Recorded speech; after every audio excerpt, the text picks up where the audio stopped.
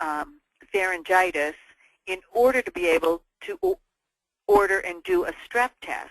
And I hear that from some people, that the nurse has to go in first, or the lab tech, and select the diagnosis code that is the indication that the provider, of course, has given them for the diagnostic test, because oftentimes that is a verbal order from the doctor. In that case, your clinical staff should have some familiarity with ICD-10. So we're going to, in order to know whether they need, how much training they need, they're going to need some.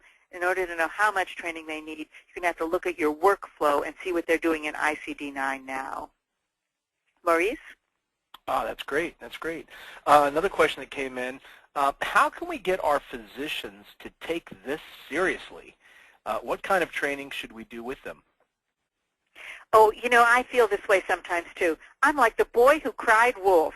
You've got to learn this. You've got to learn this. The coding system has changed. And, you know, they're reading in their own journals, and they're hoping, oh, maybe I won't have to change, because so many of them are just overwhelmed with with the other pressures that we're putting on them.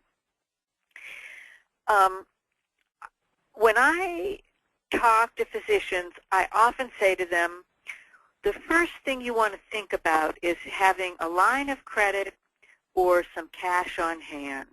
Because even though I think this is going to go smoothly, what if just one of your small payers, one payer that is 8% of your payer class mix, doesn't get ready? 8% of your revenue not coming in is going to be a big deal. And what if some of our payers, and I don't think most of our payers are going to do this, but maybe you have one payer who is 18% of your payer class mix, and they decide